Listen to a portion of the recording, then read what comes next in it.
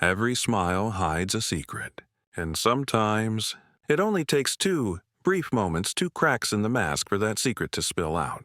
Not years of friendship, not hours of conversation, not even therapy. Just 2 moments when the unconscious slips past the performance. Carl Jung once wrote, "The most terrifying thing is to accept yourself completely." And if we're honest, most people can't do it. They don't. They won't, because deep down, beneath the polished self, we show the world. There are parts of us we'd rather keep hidden, not because they're evil, but because they're raw, unfiltered, sometimes painfully human. That's why people smile even when they're breaking inside. That's why they overpraise, flatter, or pretend they're okay. The shadow within them, the repressed, unaccepted side of the psyche, fears nothing more than being exposed. It fears being seen, being rejected, being judged. But here's what Jung discovered. Truth doesn't stay buried forever. It leaks out in micro moments, when the mask slips, when the ego is distracted.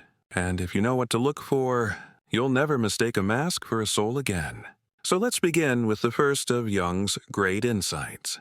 If you want to know someone's true character, don't watch how they treat the powerful. Watch how they treat the powerless. Think about it. It's easy to be respectful to a boss who controls your paycheck. It's effortless to smile at someone who might give you an opportunity. But watch carefully when someone interacts with those who hold no status, no leverage, no social value.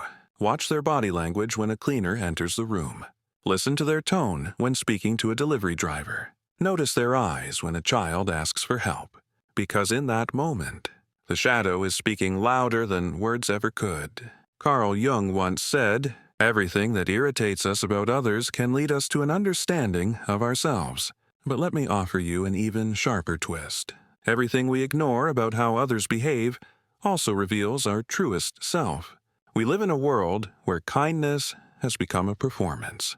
Social media trains us to show our best side, curated generosity, staged compassion, perfect captions about empathy.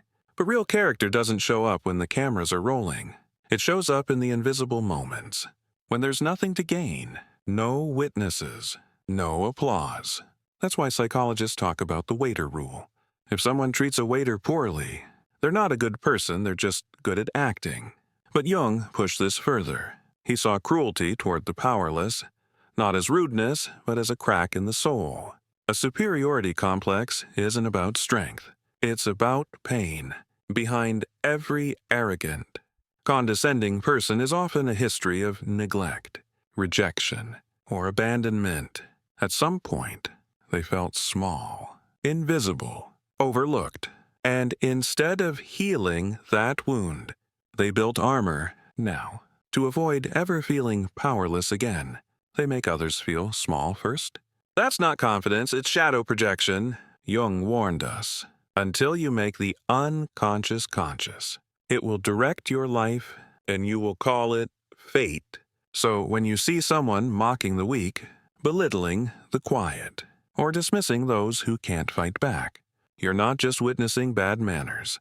You're seeing trauma play out in real time. You're seeing someone who has confused domination with strength. Modern psychology confirms what Jung hinted at a century ago.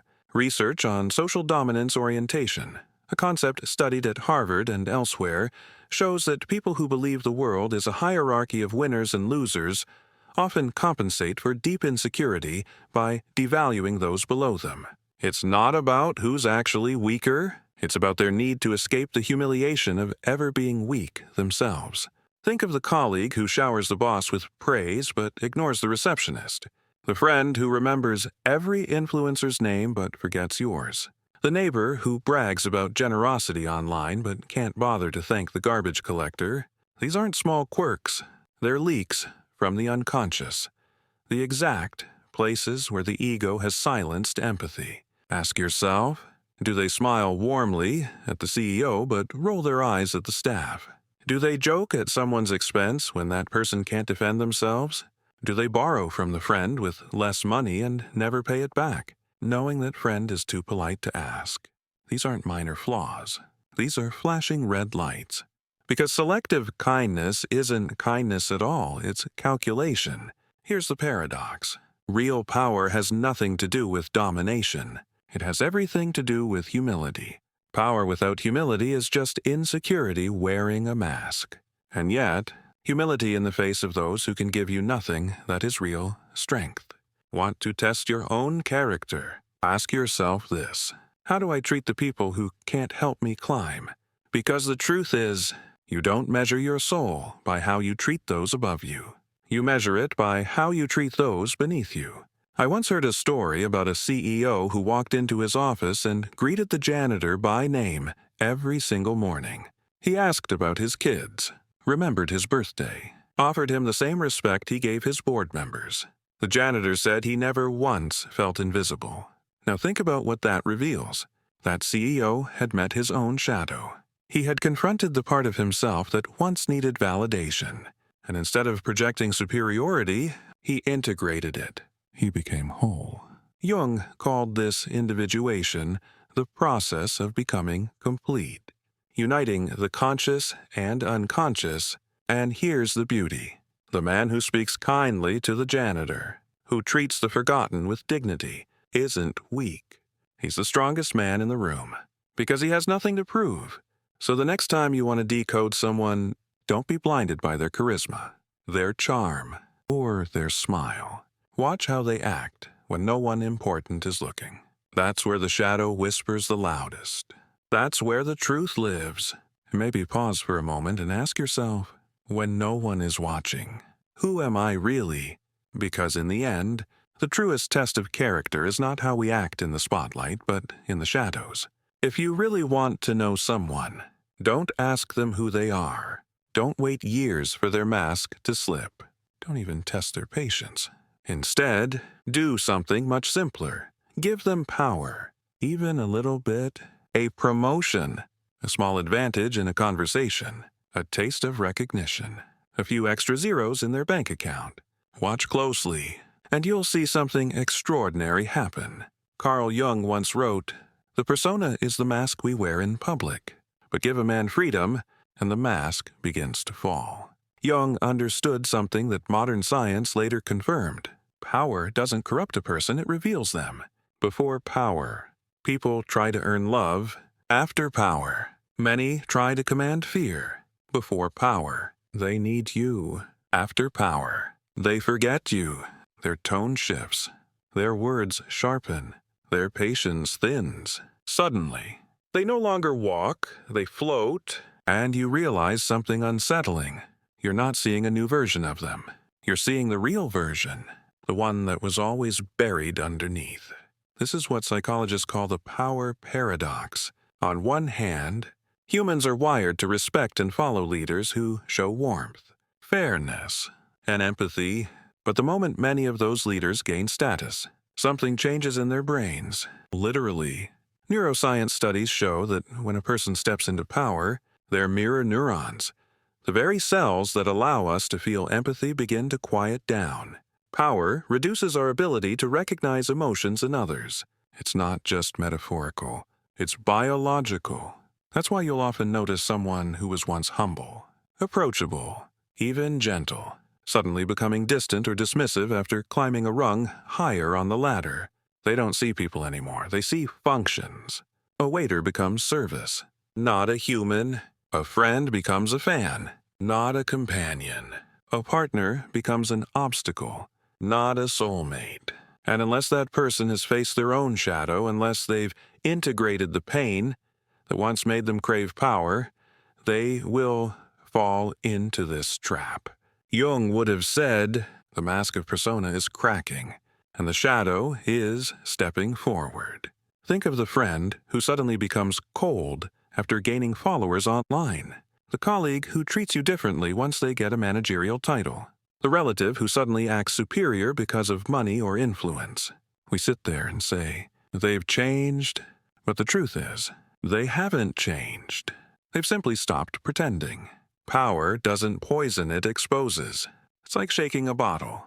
Whatever spills out was always inside. Let's go deeper. The Stanford Prison Experiment. One of psychology's most famous and controversial studies demonstrated this with disturbing clarity. College students were randomly assigned roles of guards and prisoners in a simulated prison environment. Within days, the guards, ordinary young men, began humiliating and abusing the prisoners.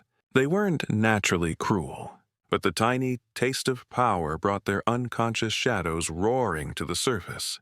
The experiment had to be stopped early. Jung would have looked at those guards and said, their masks fell. They no longer needed approval, so their shadow finally emerged. Now here's where it gets practical. If you want to test someone's soul, don't watch how they suffer. Watch how they succeed. Pay attention to their behavior after they're given a little power. Do they become louder, interrupting others just to feel superior? Do they post endless quotes about haters to feed their ego? Do they stop returning your calls, forgetting who stood by them when they had nothing? Do they start keeping others beneath them simply to feel tall? Because power unmasks the unconscious. And here's the chilling truth. Most people fail this test. The majority of individuals, when handed power, let their shadow dominate. Empathy shrinks. Compassion dries up. They trade humility for superiority. They confuse intimidation with respect. But here's the twist. If you're wise, you can see this shift as a gift. Because once power exposes someone, you no longer have to wonder who they really are. You don't have to keep investing in their performance. When someone forgets you at the top, be grateful. You were never meant to follow them there anyway. History gives us the same lesson. The leaders we revere, the ones remembered as truly great, weren't those who clung to control or abused their followers. They were the ones who wore humility like armor. Abraham Lincoln, who carried the pain of his own failures and grief, yet never let power strip him of empathy. Nelson Mandela, who emerged from decades in prison without bitterness, refusing to let authority make him forget the humanity of his enemies. These are rare souls who faced their shadows and integrated them. They proved what Jung meant when he said, individuation, becoming whole, requires embracing the parts of ourselves we would rather deny. Now let's return to the personal level. Have you ever noticed a friend or partner change after success? Maybe they stopped listening, stopped caring, stopped showing up, and you sat there wondering, what happened to them? The painful answer: nothing happened. They simply stopped needing your approval. The mask fell. And here's a harder question. What about you? Have you ever caught yourself treating people differently after gaining an advantage? Did your patience shrink after earning a promotion? Did you dismiss someone once you felt more accomplished? Did you silently enjoy having the upper hand? These are moments where your own shadow speaks. Jung warned us that until we make the unconscious conscious, it will run our lives, and we will call it fate. Power is one of the sharpest mirrors for this truth, because it's in power, not in struggle, that the shadow reveals itself most clearly. So, what's the solution? How do we avoid letting power strip us of empathy? First, remember the principle of humility. Real power isn't measured by how loudly you speak. It's measured by how gently you treat those beneath you. Second, build practices that keep you grounded. Research on leadership shows that the best leaders intentionally surround themselves with people who challenge them, not just flatter them. They practice gratitude, remembering their roots. They recall what it feels like to be powerless, so they don't forget compassion when they're strong.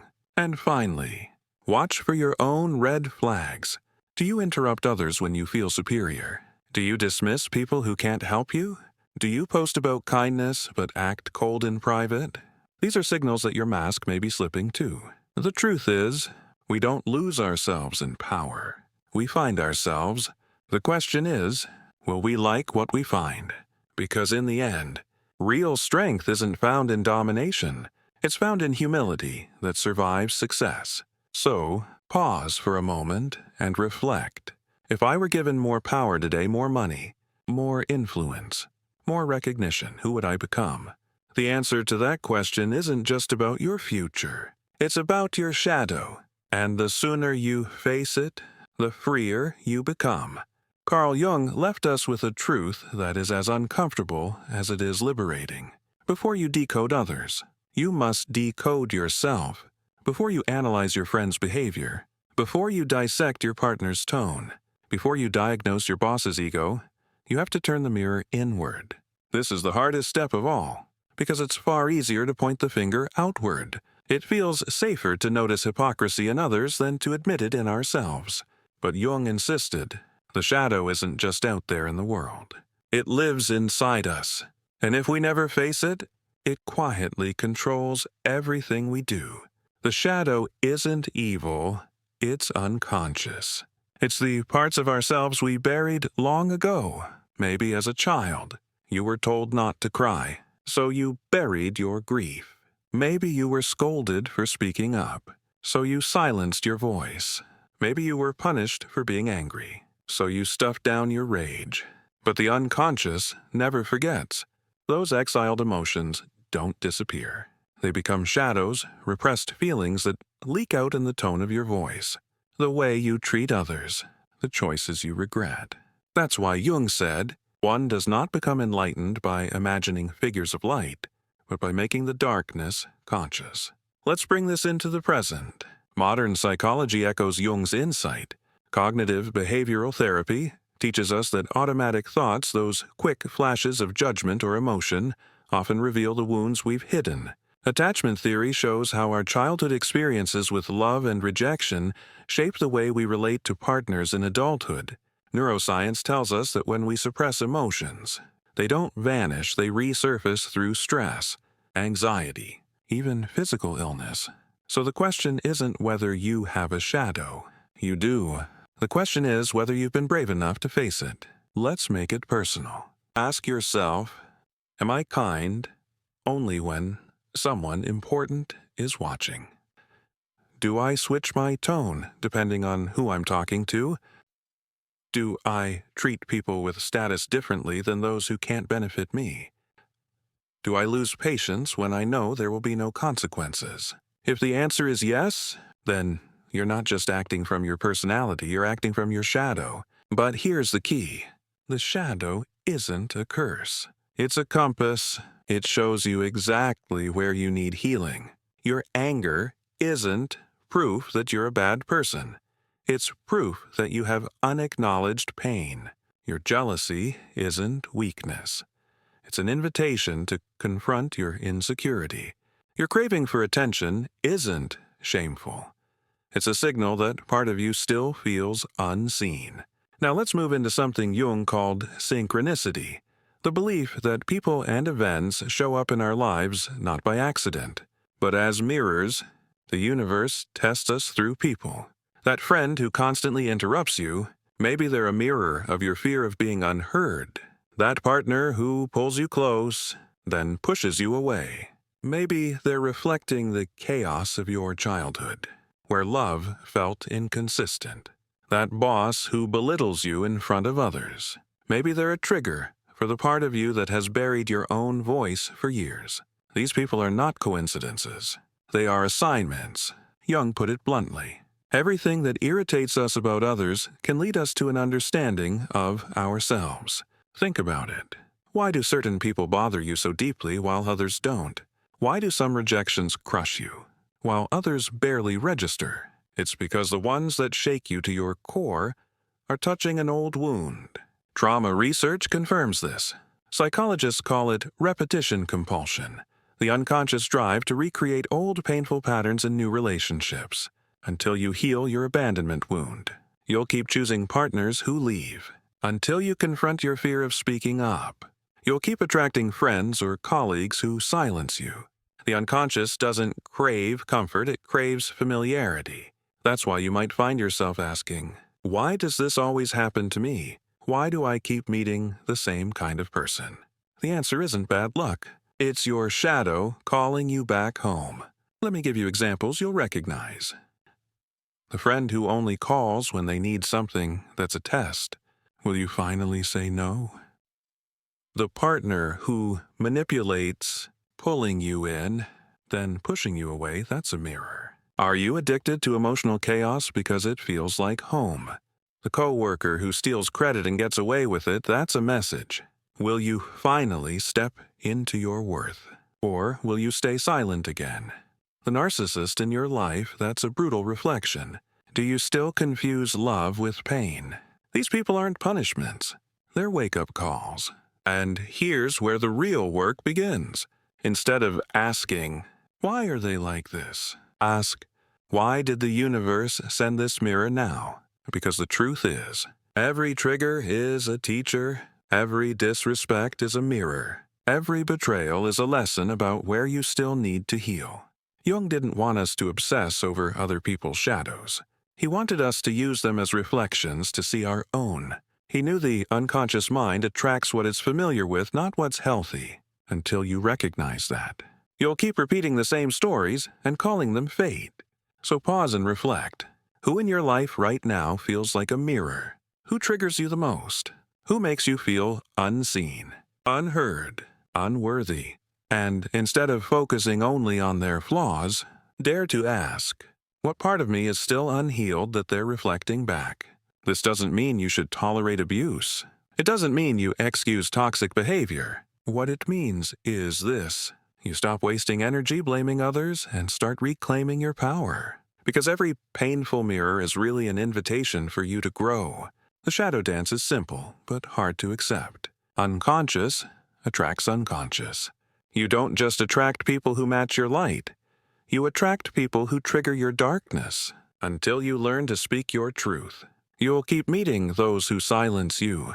Until you stop performing for love, you'll keep falling for people who make you earn it. Until your inner child feels safe, you'll keep chasing those who abandon you. It's not fate. It's not bad luck.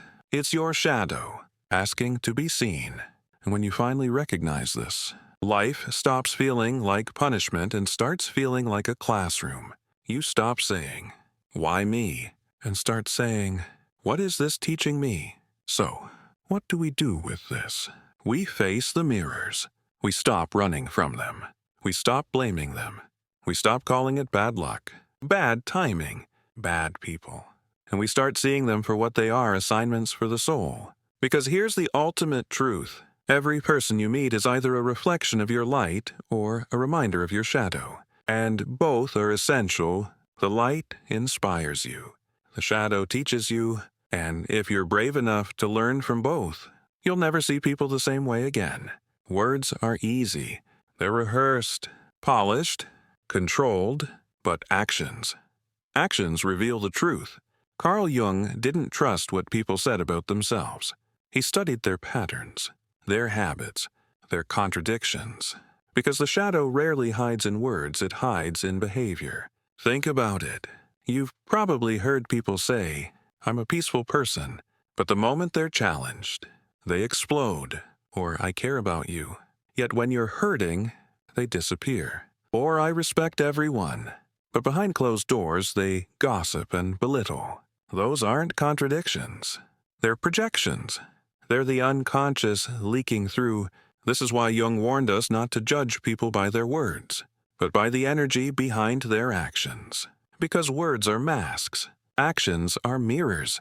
Modern psychology confirms this. Researchers studying cognitive dissonance, the discomfort we feel when our actions don't align with our values, found that people will go to extraordinary lengths to justify their behavior. They'll say one thing, do the opposite, then convince themselves they were being consistent all along. It's not always conscious lying, it's self-deception. And the shadow thrives in that gap between word and action. So how do you decode it? Watch the patterns. Someone says, I love you, but never checks in on your pain. Their shadow is speaking.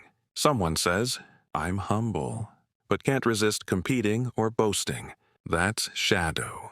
Someone says, I'm kind, but their kindness vanishes when there's no one around to applaud it. That's not kindness, it's strategy. The truth is, behavior is the real language of the soul. And that brings us to one of Jung's most piercing insights, the danger of selective kindness. Real kindness doesn't scan the room for status. It doesn't change based on whether someone has followers or influence.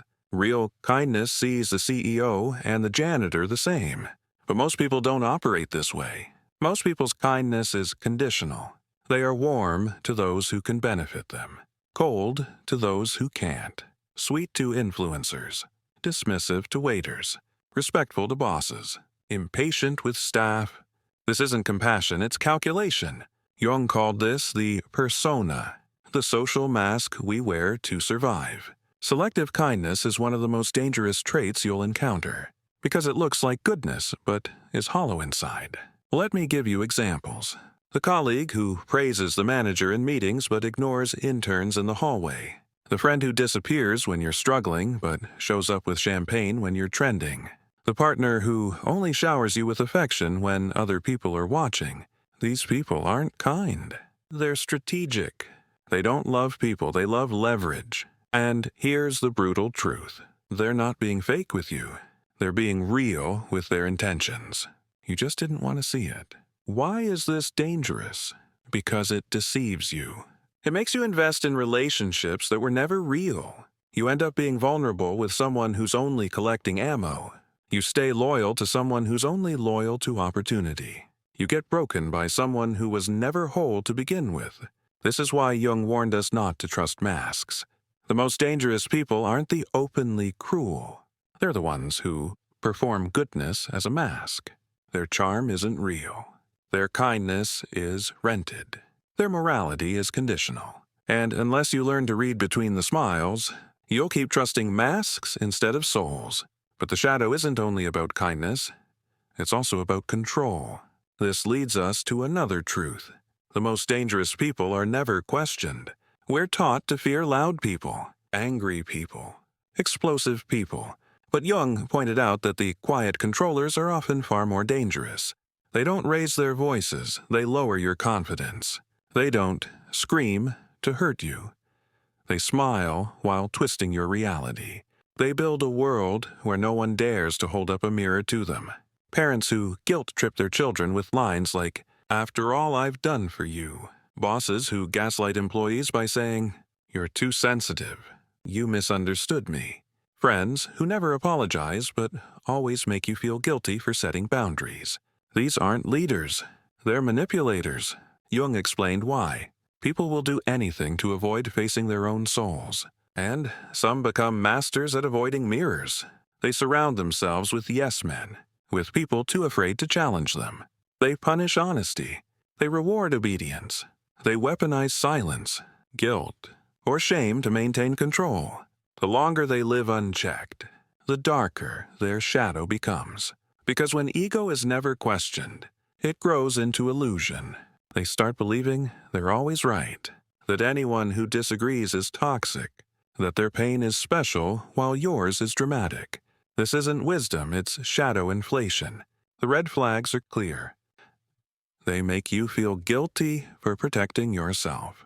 They label accountability as drama. They call emotional honesty weakness. They flip the script so you end up apologizing for their mistakes. They never admit fault, but always find yours. These are not strong people. They're terrified of exposure. And so they keep building higher walls of silence, hoping no one sees what's behind them. And here's the danger. The longer someone avoids being questioned, the more dangerous they become. Because the shadow grows strongest in silence. So what do we do? First, stop fearing loudness. The person who yells isn't always the threat. Sometimes the real danger is the one who never listens. The parent who never reflects. The boss who never admits fault. The partner who never asks, "Did I hurt you?" These are the ones who weaponize calm, who crush boundaries with a smile, who hide behind intellect, status, or even spirituality, because they cannot bear the mirror of truth. Second, recognize that selective kindness and unquestioned control are the clearest signs of a shadow running wild. Don't waste years chasing their mask, trying to remind them of who they used to be. That was never them. It was always the mask. And finally, pause and reflect on yourself. Do you act differently when someone beneath you is watching? Do you bristle when someone dares to question you? Do you use silence as a weapon instead of words as a bridge? These are signals your own shadow might be steering. Because the truth is, every one of us wears a mask. Every one of us has a shadow. And the longer we deny it, the louder it controls us. So the next time someone's words don't match their actions, or their kindness feels conditional, or their calm feels suffocating, don't just react.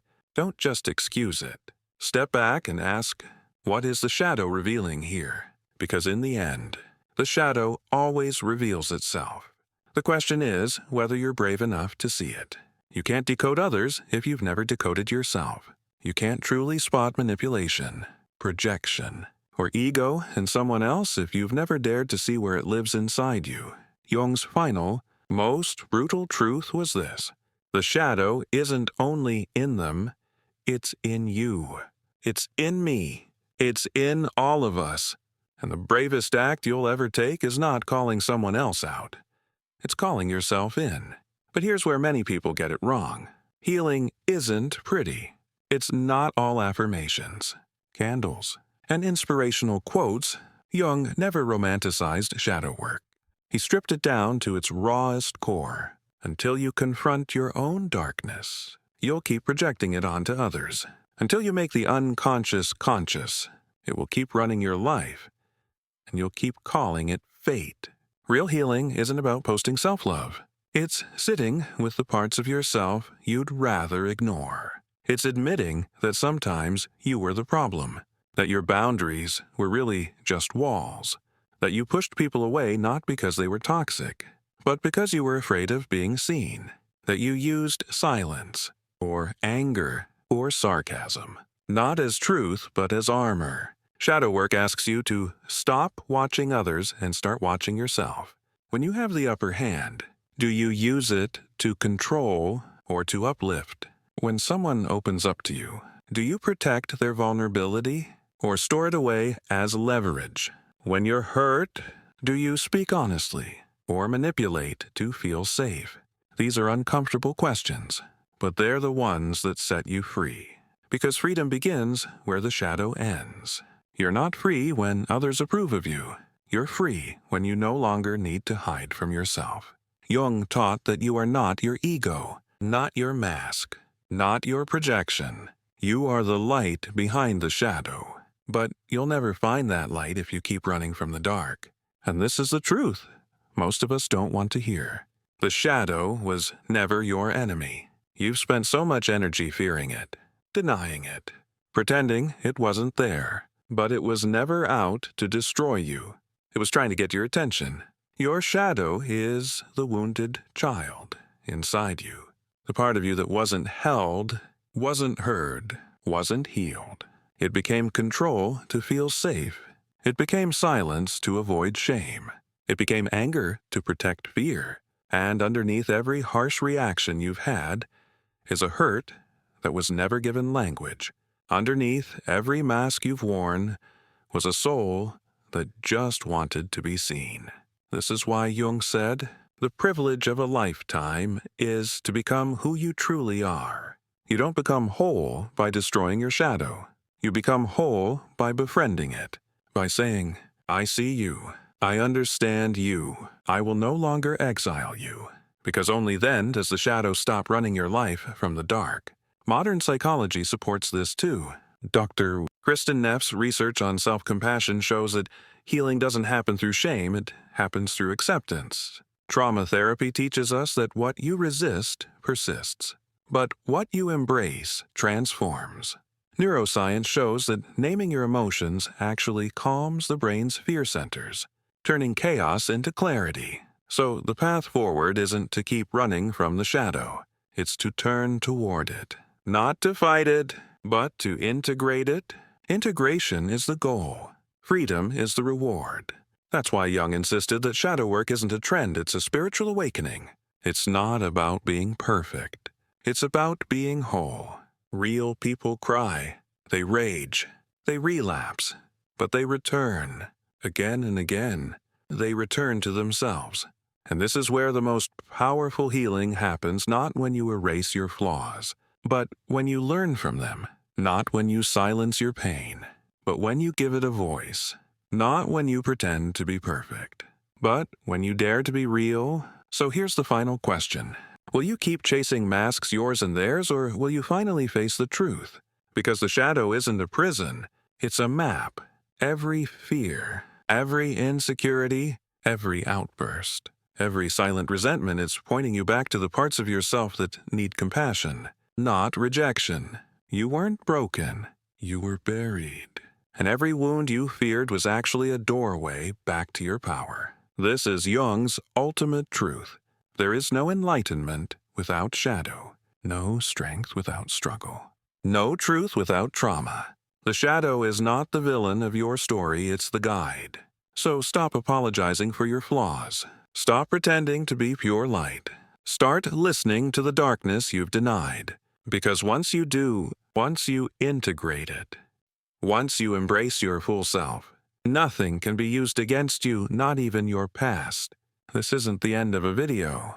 This is your mirror. You didn't come here for comfort. You came here for truth.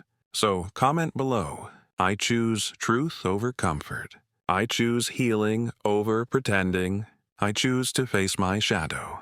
And share this with someone who's been silently suffering behind a smile. Let them know they're not broken. They're awakening. Subscribe not for motivation, but for transformation.